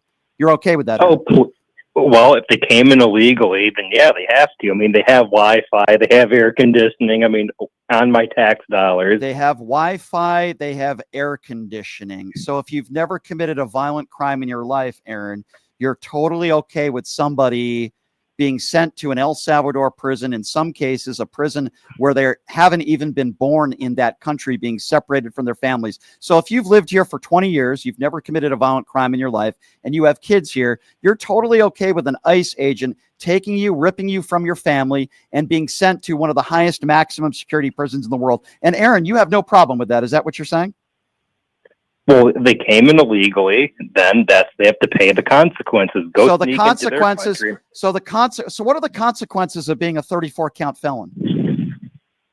Nothing. He wasn't convicted. Yes, he was. Yes, he was. You have no idea what he wasn't sentenced, but he was convicted. You have no idea what you're talking about. Hold on. Do you know the difference between being sentenced and being convicted? Do you not understand the difference? A jury found him guilty. Do you not understand that? Because it's hard for me to have a conversation with you, Aaron, with respect, if you don't even understand the fact that Donald Trump is a convicted felon. Do you not understand that? Yeah, but he didn't go to jail. So okay, the question wasn't he didn't go to jail. Okay, let's talk about consequences. Since you think if you break the law, you deserve consequences. What were the consequences of Donald Trump after he was convicted on 34 felony counts? What were those consequences? Since you care so much. He won. What do you mean? That's not a consequence. He did not. He's a convicted felon, a 34 count felon. You're talking to me. You care about people that break the law, and there needs to be consequences. We'll agree to disagree on the way that some of these undocumented immigrants are being treated. But going by your own standards, if you think if you break the law, there needs to be consequences, please tell me what the consequences of your Sir Orange leader, who is a 34 count convicted felon, what were his consequences? Like, what do you mean? What do I mean? Do I stutter? Do I stutter? I'll repeat it. Donald Trump is a 34 count convicted felon, proven in a court of law. You just said you care about consequences. If you're in here illegally, you broke the law. Those are your consequences. What were the consequences of Donald Trump, who was convicted in a court of law of 34 felony counts? Answer the question. He didn't have any. Okay. Again, I can't have a good faith conversation with you when you have absolutely no idea what you're talking about. I'm going to repeat this. I don't know how to answer that. Okay, well, you don't know how to answer it because you're a hypocrite. The guy who you support, I'm going to repeat it once again, okay? I'm going to say it once again. Get the MAGA wax out of your ears. He is a 34 count convicted felon, proven in a court of law, a jury of his peers.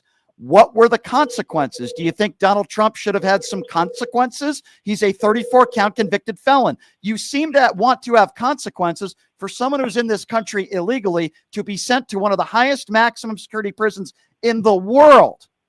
By the way, that's not a felony. Donald Trump, the guy who you voted for, is a 34-count felon. Should he be sent to an El Salvador prison? If he's treated well, sure. So the guy who you voted for, who you still support, you are admitting he should probably be sent to an El Salvador prison, yet you have no problem voting for him to be the leader of the free world. Do you realize how ridiculous you sound, Aaron? I don't. I mean, what do you want? No, he went through the system. He did his best, and that's that. He went through the system. He did his best, but you want accountability. If you're in this country illegally, you claim that you want accountability. What was the where was the accountability? He was born here. This is his country from his ancestors. Gotcha. And he's closing the border. So hold on a second. We'll get to the border in a second. So you're saying that if you're not born here, you don't get due process? You're okay with that? Yeah. Okay. So what does it say in the Constitution about that? Are you aware, sir? Look, I'm not an expert on it. Okay. Well, obviously you're not an expert on anything, so I'll help you out. Okay. In the Constitution, my congresswoman fights hard every day. Sir, I'm trying to help you out here, so I'll try to educate you. You see, in the Constitution, it doesn't say any citizen gets due process. It says any person, a person. So let me ask you this, sir: if you're in this country illegally, are you a person? It depends. No, it doesn't depend. No, it doesn't depend. In the Constitution, it says any person has the right to due process. I'm going to ask you that same question again. If you need a couple seconds to think about it, sir, because I know it's a really hard question for you to answer. In this country, if you're in this country, if you're undocumented, are you considered a person? Are you a human being? Are you a person? Yes or no? Are they a citizen? That wasn't the question. You don't answer a question with a question, and I'm going to repeat it once again. And this is the last time I'm going to ask you. In the Constitution, it doesn't say any citizen deserves due process. Our forefathers said any person. My question to you, sir, is if you're undocumented in this country, are you a person? Yes or no? Yeah. Okay, so then you're an imbecile. You don't know what's in the Constitution. Any person deserves due process. The orange orangutan rapist who you support is ripping up our Constitution. You should be upset about that, but you don't seem to be upset about that at all. You don't know what's in the Constitution. You don't seem to want consequences for somebody if they're white or orange, if they were born in this country. But you want all of the responsibility and all the consequences if you're brown and you weren't born in this country. Sir, are you a racist? No. So you think black people should be treated the same as white people? Is that a fair thing for you to say? Yeah. This has nothing to do with race. Oh, it doesn't. Then if it doesn't have anything to do with race, then why did Donald Trump allow dozens of white people from South Africa to come into this country? Has he ever done that for brown people? They were seeking asylum. Right. So can you give me an example of dozens of people that are brown that were seeking asylum where Trump and his administration gave them asylum? They were nation shopping. I'm asking you a question. I need you to focus. Dozens of white people, 100% white from South Africa. Donald Trump and his administration welcomed them with open arms. Has he done that for brown people from other countries in the first 6 months? Yes or no? They're staying at the Roosevelt. What do you want? And getting a free phone. I didn't ask you if they were staying at the Roosevelt. The question was, has he done that for brown people? The answer is yes or no. By the way, the answer is no. Do you find it kind of convenient, sir? Do you find that convenient? Or is that just a coincidence? I don't know. Sir, what time is your Klan meeting tonight? I don't want you to be late to your Klan meeting. I don't have one. Yeah, okay? I'm sure you don't. Why don't you go ahead and put on your white Klan outfit and have a nice day? You bumbling MAGA imbecile fool you. You don't know what's in the Constitution. You want accountability for brown people. You have no problem with an undocumented immigrant who's been in this country for decades that has never committed a violent crime to be sent to Alligator Alcatraz. But a 34-count felon, you don't want any accountability, and your only excuse to that is he was born in the country. That makes you an idiot.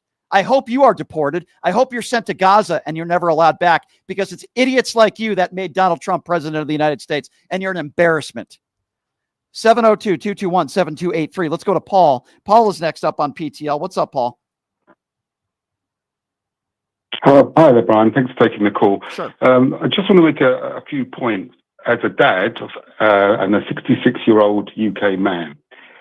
So, talking about, of course, the first thing is when a father, says the thing he has in common with his daughter is sex, that's a red light.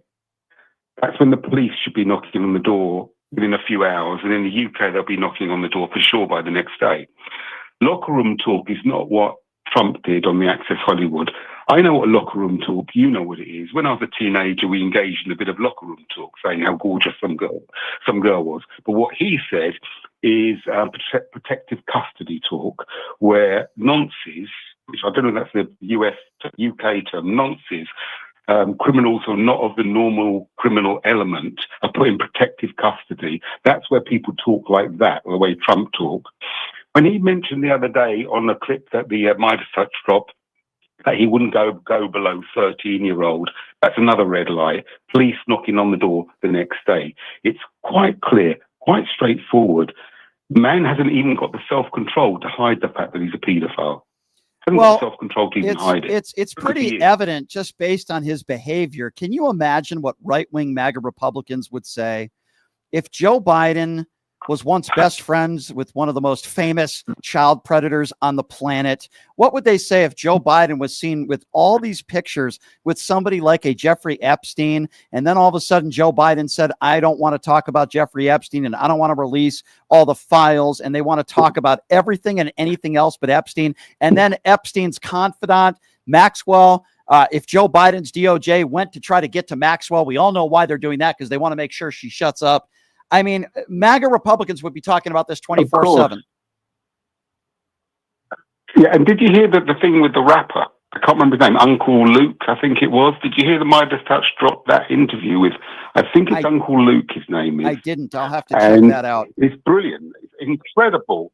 It's incredible because he talks about being invited to a Trump party where underage pageant girls were on offer. And this is the Midas Touch dropped this morning, and my jaw was on. I put it on Blue Sky. So I did. Following Okay, so tell me if we're talking about the same video. I know there's a video where Donald Trump was a judge of a pageant with women as young as 14 years old, and we have learned in that pageant that there was evidence that there was sexual abuse that was taking place, and they were taking advantage of young girls. Is that the same thing that we're talking about? No, Brian. This is quite a different one. And one I was surprised I haven't heard before. So this is a rapper. His name was Uncle Luke. Are we talking about Luke from the guy from Two Live Crew? You're talking about the guy from Two Live Crew, I think, right? That's it. That's it. Okay. That's the guy. That's the guy. Yeah. And he says he was invited with Eddie Murphy and Mike Tyson to a Donald Trump party. It was basically drugs and sex. Right. Okay, no so music, was this the party? Okay, now I understand. This was the party where Eddie Murphy was involved too. Yeah. And they show up into this house and they said the sex made them very uncomfortable. And this guy from Two Live Crew said there were young girls there and there was like a sex party with drugs. Yes, I remember. I remember this story now. Yes, thank you. Yeah. That's right. Yep. I think it's a Trump organized party. Right. With pageant girls. He said pageant girls to him looked underage, which I guess means they probably were. Mm-hmm. And pageant girls, meaning they were from, presumably, and this is not fair to say, because he didn't say this, but from one of Trump's pageants, you might assume. What more do you need? It's not just... he's on, but Paul, you're right. Paul, he's on video inviting Jeffrey Epstein into his home, staring at women's bodies, making jokes with Jeffrey Epstein. He's the guy who sexualizes his daughter and says the number one thing they have in common is sex. But they want to talk about Joe Biden sniffing hair. They're some of the biggest hypocrites and idiots that America has to offer. Yes, and Brian, you ask any dad. I know you're not a dad yet. I hope you will be, happily. Any dad would say, I'd rather die of liver cancer than talk about my daughter than that. No, you're There's right. no dad, decent father, who would ever talk like none, who would ever talk like this about their own daughter. Yeah. And the only reason he gets away with it, this orange hog, is because he's rich and powerful. But if he went on that show and talked about his daughter and said, oh, he's got sex in common with her, and they all yucked it up and laughed. What they should have been doing is calling, well, in America, it's 911. They should have been dialing 911 and saying, you need to arrest this guy. That's They what want they should to. have done. You're right, my friend. Paul, it's good. You're right. It's good to hear from you, Paul. I really do appreciate you calling in from the UK. And you're right. They talk about the Hollywood elitists and all the liberals who are pedophiles, yet they still continue to support Donald Trump. It's sickening and it's disgusting. Let's go to Todd. Todd is next up on PTL. Hi, Todd. Hi, Brian. How you doing? Good. What's on your mind? Hey, I think there's just a lot of confusion with terminology that people use, especially Trump and his entire fascist regime. They talked about when they came in, they're going to get rid of millions of illegals.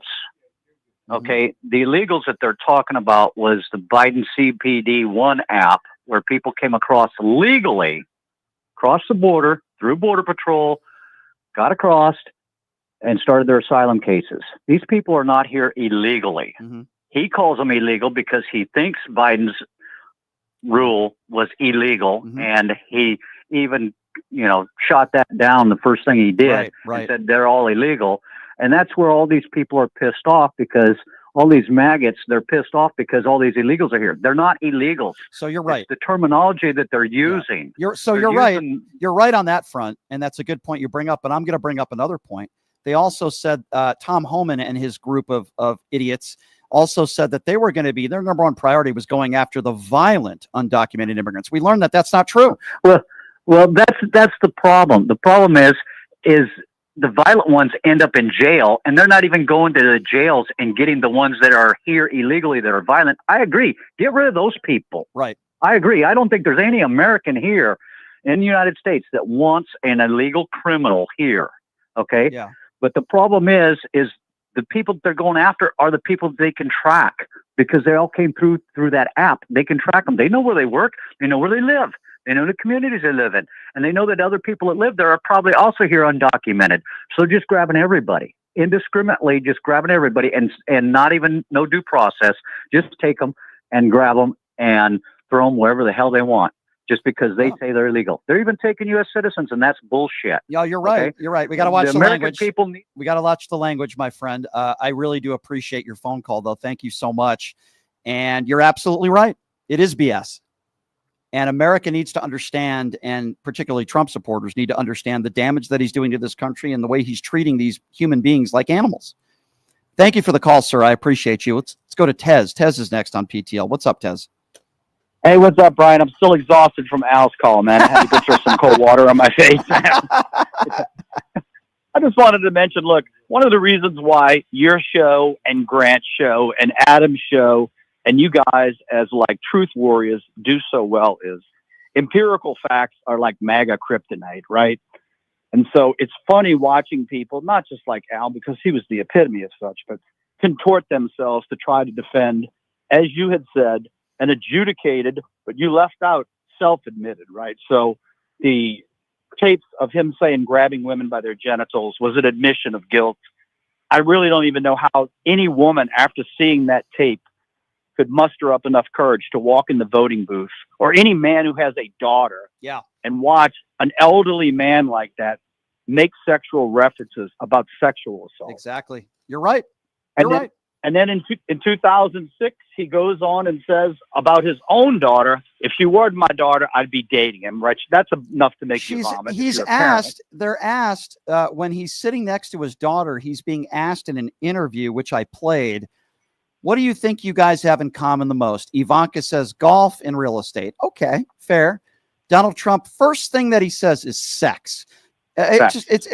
What type of normal human being makes a statement like that? He thinks of his daughter in a sexual manner, and they want to say that Joe Biden is the pedophile here. These people have zero credibility. Zero. Yeah, and I wanted to point out to you, and I'm surprised that you haven't fished it out, even though I'm not a big Tim Pool fan.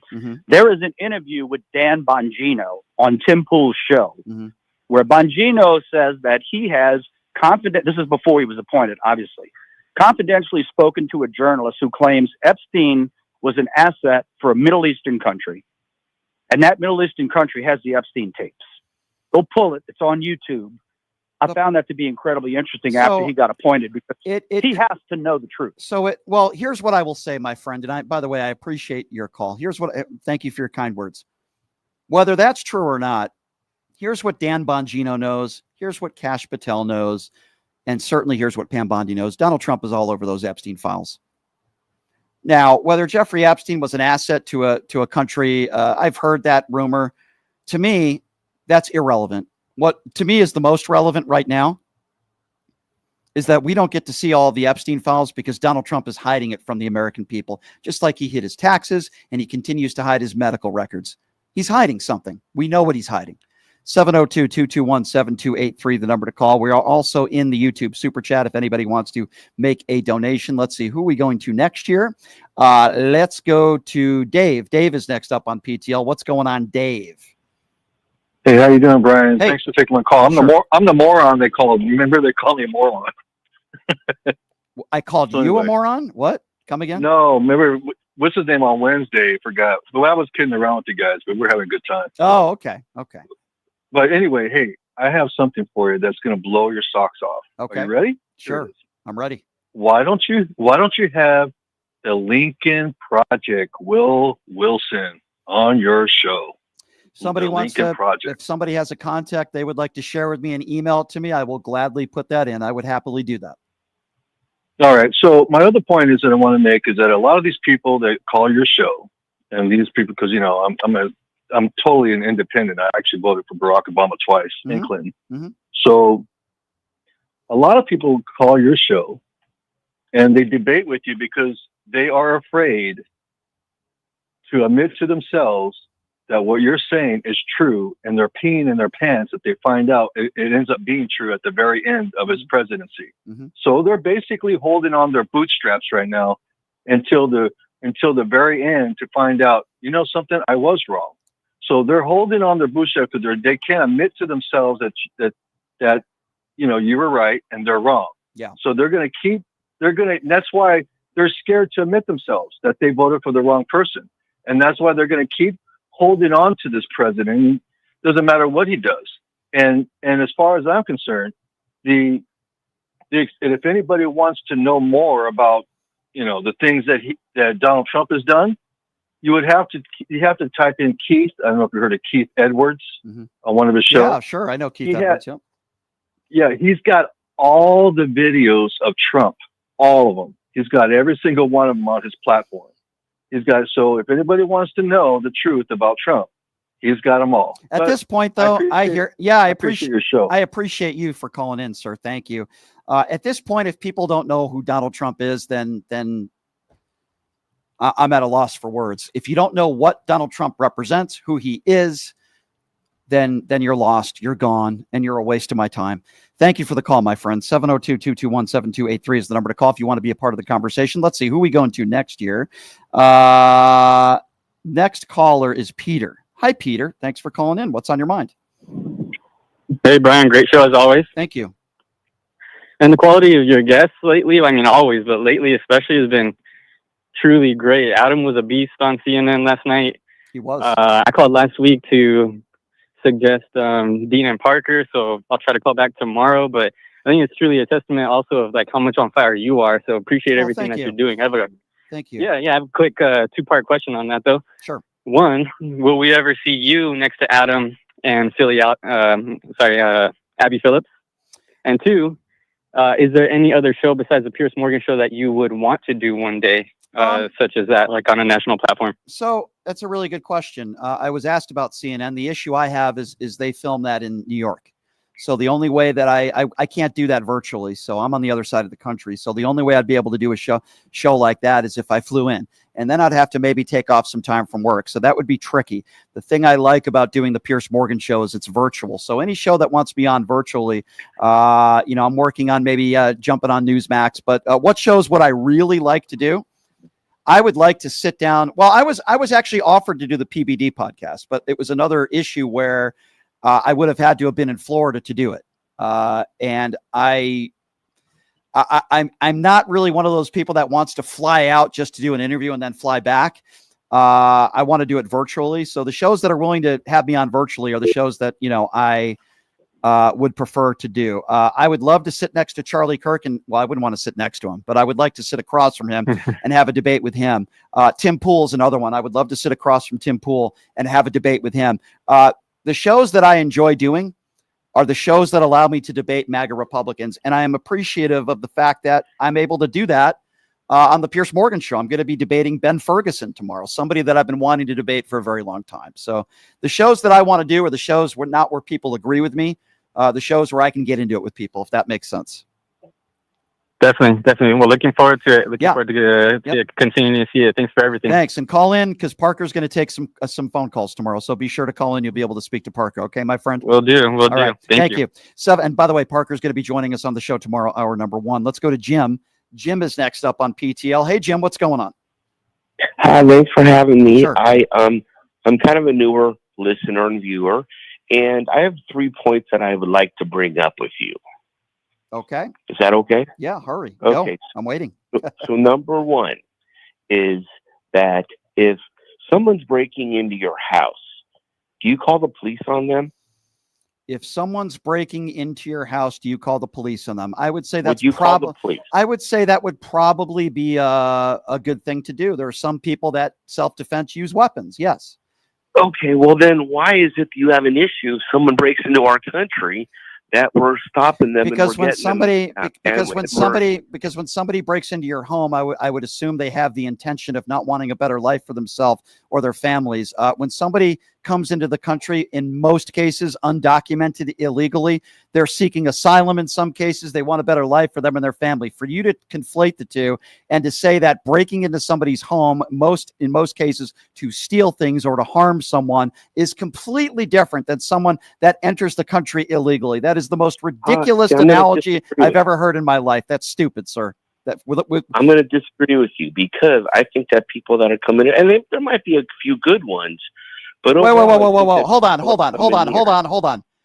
All the people that are coming into this country illegally, and did you just say there might be a few good ones? Is that what you just said? There might be a few good ones. Okay. Well, hold on. That is not true. The overwhelming majority that are in this country undocumented are non-violent criminals that want a better life for themselves and their families. You have absolutely no idea what you're talking about. Are you aware, sir, that you are the better chance of being the victim of a crime from a U.S. citizen than you do somebody who's undocumented? Are you even aware of the statistics? No, but I'd rather be harmed by a U.S. citizen than someone that's here illegally. If I can put this another way. Wait. What did you just say? What did you just say? I said, if I could put this another way, if you were the owner of Disneyland and somebody didn't want to pay for tickets, so they snuck around the back, do you kick them out, or do you let them stay as undocumented ticket holders? Are people that are trying to sneak into Disneyland worried about the lives of themselves and their families and maybe being murdered? Are you really compare somebody who tries to sneak into an amusement park to somebody who's seeking asylum for themselves and their families and willing to risk their lives to save their children? Do you realize how stupid your analogies are? How stupid are you? Look, I'm not stupid. I'm trying to. You're comparing somebody. You're comparing somebody. A crime is a crime. You're comparing somebody who doesn't want to spend $50 to go into an amusement park to somebody who's trying to seek asylum for themselves and their families.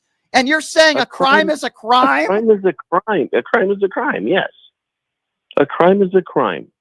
And so, if they're going to do that to get here, they're going to commit other crimes if they have to.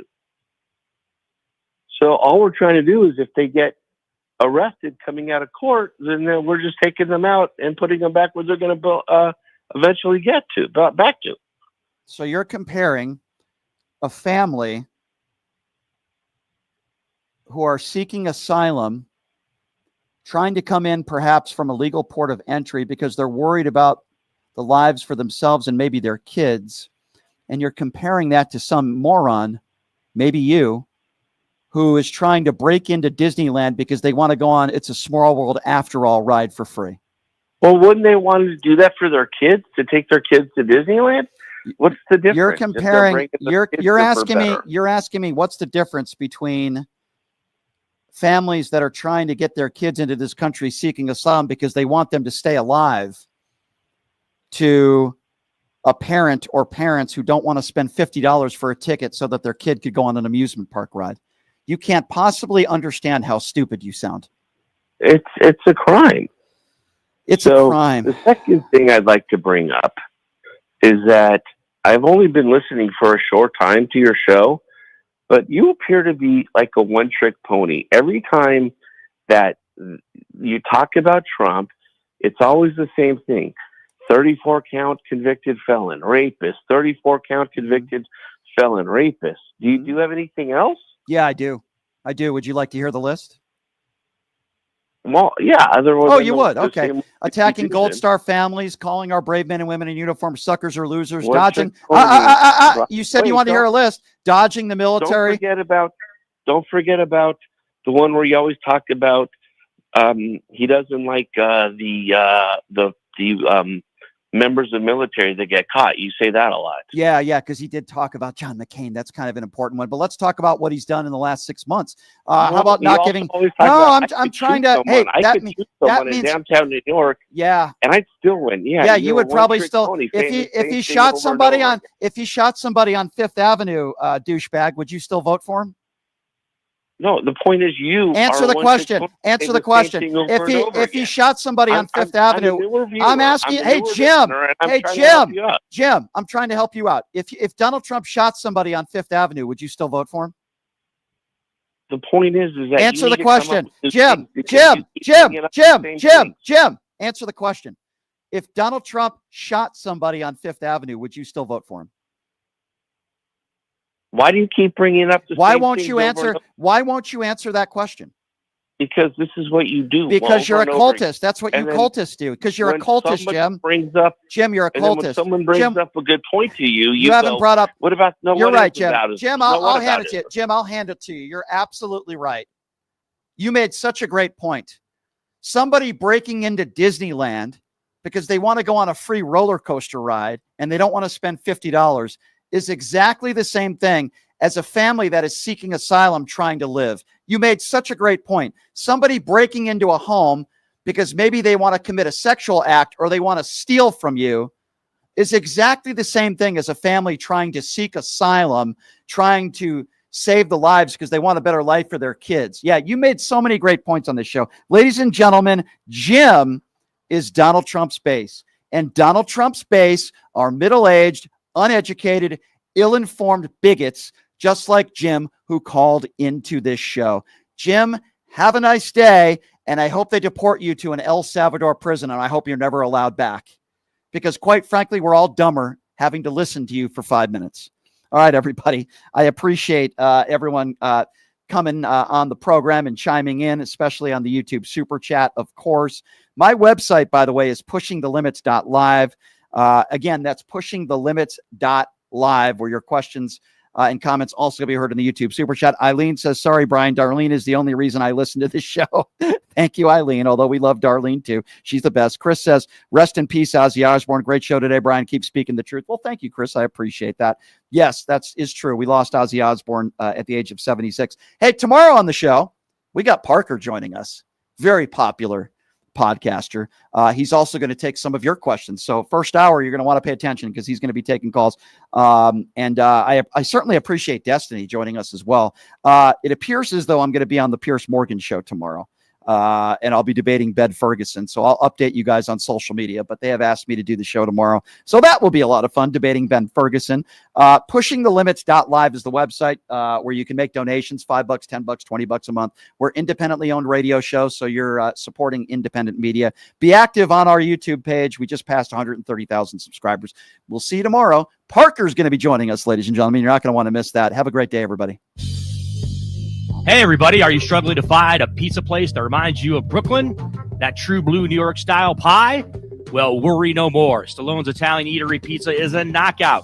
We're located at 467 East Silverado Ranch Boulevard, just off of Premier Road, half a mile east of South Point Casino, just minutes from the Las Vegas Strip. Come by and grab a slice of pie. Plus, check out our Brooklyn-inspired Italian cuisine. Our sandwiches are super hero, that is, because why